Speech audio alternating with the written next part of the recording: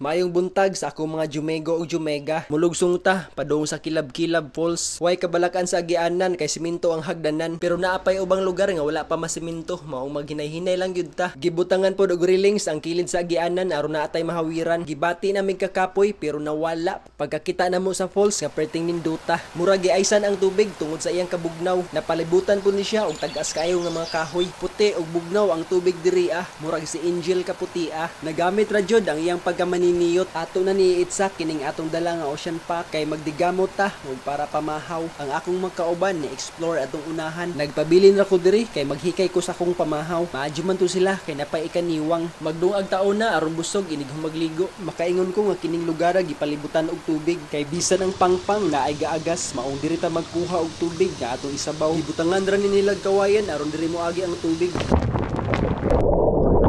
Musawom ta sa sapa kay mangita tag iskorpion. Di ara nakakuha dayon ta. Headshot pa jud ang iyang tama. Hadlok man pud ni musawom magkitarang usa kay manglimbawt ang imong balahibo. Tanang naa nako ni barog. Mulangoy na pud ta padung sa unahan. Di ay nagpatulog-tulog diri. Tirahan day ni nato. Kisi-kisi ang iskorpion oy. Sigurado na jud ang atong pamahaw ani kay wala man ta ma-zero.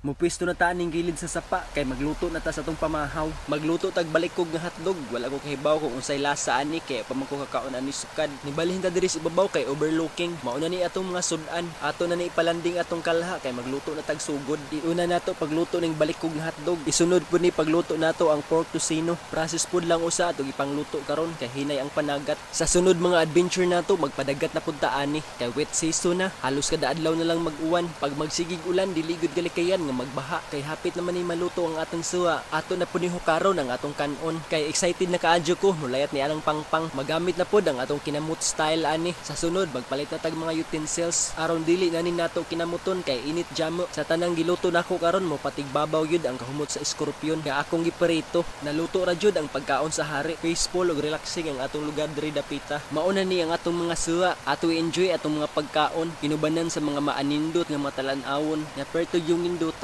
ug ang tingog sa sapa makahatag yung kakalma sa imong panghuna-huna. Mag-init tag tubig aron mga pinapunta. Maong introhin na diha budoy. For today's video guys ay nandito kami sa Kilab-Kilab Falls at magkakaping kami ngayon dito at kasama namin si Mr.